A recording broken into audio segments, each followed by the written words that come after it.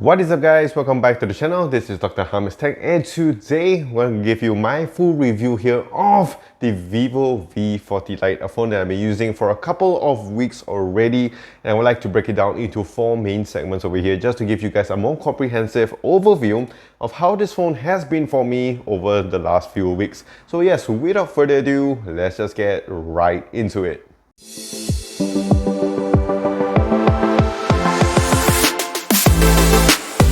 So before we go any further, I just want to talk about the price here in Malaysia. So it does start off at about 1200 ringgit, which does place it at about the $300 to $350 mark. So definitely it's more of an entry-level phone. I wouldn't classify it as a mid-range or maybe an entry-level mid-range phone.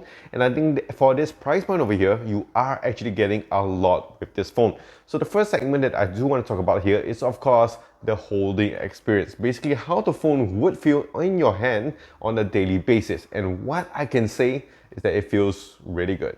That's what she said. So what I like about this is of course the squared sides that we have all around this phone. I do prefer this design compared to the curved sides. It does give me a little bit more of the hand feel in my hand. It does give me a bit more of a grip feel. And definitely it feels much nicer compared to the curved sides, which I don't think is that bad after all. It does give you a more kind of futuristic look as well, which is something I really do like. And the overall design of this is actually really nice, because at first glance, you won't think that this phone is so-called the lighter version of the normal V40 or whatsoever. It does give you that kind of premium look and feel overall with that nice silver design on the back of here. And of course we have the ring LED light, which we are going to talk about in the next segment. But overall I do like the finish and design of this because it does feel really nice and very premium indeed. So definitely if you want a nice simple minimalistic phone with of course good color design, I think this one over here does take the cake overall. One thing that I was a little bit disappointed is the fact that we don't have the side-mounted fingerprint scanner over here, which is something I really do prefer on my phones with the flat side. So that would definitely give me a better feel and a better reach to get to the fingerprint scanner. And that is something that is not here with the V40 Lite. You get an under-display scanner and also at your face unlock, which does work really fast at the end of the day. So nothing too much to worry about this part over here. And of course, if we talk about the front display over here, it is of course a front flat display. So in case if you would like to use your swipe gestures or whatsoever, it's definitely easier and more comfortable to use. And overall, I just like this design. It does give you a good weight to it as well, so to add to that extra premium feel. So for the holding experience on this, I would give it a solid 8 out of 10. Okay, so now moving on, we're going to talk about the viewing experience. So I'm going to cover the display, the speakers, and also the haptics on this phone. So as you would expect, the haptics isn't the best. Of course, you're going to get your strong vibrations when you're playing some games, getting some calls, your messages, notifications, but it doesn't give you that kind of premium feel with it. But of course, this is at this price point, you can't really fault it too much. When we talk about the speakers here, this is something I really do like, because sometimes at this price point, you will not get your stereo speaker setup. You will only get your downframe speaker. I do like it here that with the V40 Lite, we still do get a nice stereo speaker setup over here. Not the best again, but it still gets the job done, especially when you're watching your content on this large display over here. So it does give you a good large display, flat display over here, so no messing around about. So you can enjoy watching your shows, scrolling through your social media. And of course, it is easy to reach around the whole display over here and also the buttons. So it must make the viewing experience over here really nice.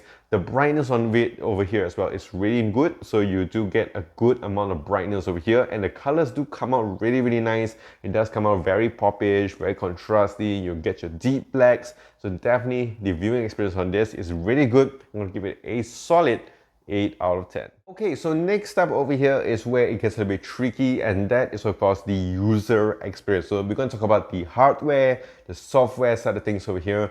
And what I can say about this is that it's a bit of a mixed bag. So in terms of the hardware, of course, this is where they had to make some corners to be cut. They're giving you the Snapdragon 4 processor over here instead of like a 6 or a 7, which definitely isn't the best when it comes to performances or when it comes to gaming. Especially, I know a lot of people want to have some good gaming performance. But if you want to play it at maybe like 60 FPS or maybe at HDR settings, you can't really do it with this phone over here. It does do well in certain simple games, I would say, and of course if you tweak the settings to maybe lower, that would definitely help in your gaming experience. And in terms of just scrolling through your social media, going through your emails, playing some of your light games like as I mentioned, it does get the job done. When you're going through like switching in between apps, there are some refreshes that I did notice on this phone, and sometimes it does give me some heating issues here as well. Not too bad, I would say. Sometimes you just gotta turn off all the apps behind and just use 1 or 2 apps on the go, and it does kind of reduce the heating stuff over here, so it isn't too bad. And of course, if we want to talk about just the software experience, I really do like the V40's experience over here. It's very kind of feature pack over here, so it does give you a lot of cool features that you can play around with. And of course, if you're using the V40 series as well, you've been using a lot of Vivo phones, you're gonna feel at home over here. It isn't too buggy, I would say, but I gotta say that one thing that does come with this phone is the fact that they do give you a lot of bloatware here. So there's a lot of pre-installed apps that you have to one by one delete it over here. But once that is all done, the phone actually really works very, very nicely.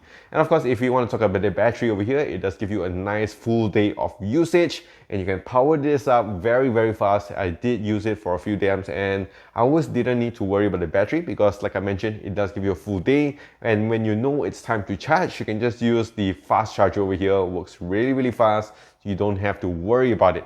So for this over here, the user experience, I will give it a solid 7 out of 10.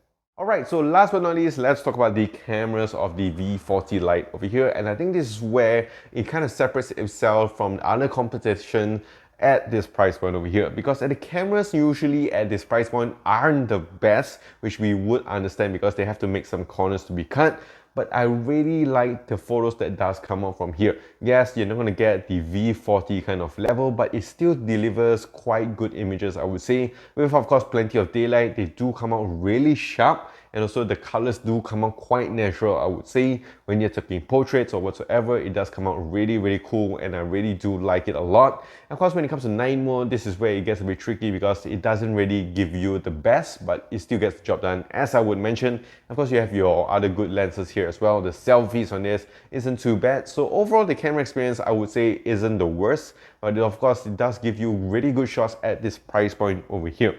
So the camera experience on this, I will give it a solid 7 out of 10. Okay guys, so that is it with my review here of the V40 Lite. Let me know what you guys think about this. All these of course are just my opinions over here. Let me know yours in the comment section down below. And of course, if you enjoyed this video, do click the like. Alright guys, so that is it with the V40 Lite over here. And of course, the ultimate question is, should you go out and buy it? To be honest, at the price point over here of 1,200 ringgit, I think this is a really good steal over here. You still get an amazing display, good speakers, very, very good, decent cameras over here, and of course the build material does look really good. Of course, if you want a phone that is of course high performing, this may not be performing for you, but I think this phone over here does tick a lot of good boxes. Of course, these are just my thoughts and my opinions. Let me know in the comment section down below what you guys think about this. Of course, if you guys enjoyed this video, do click the like and smash the subscribe button. I will see you guys in the next one.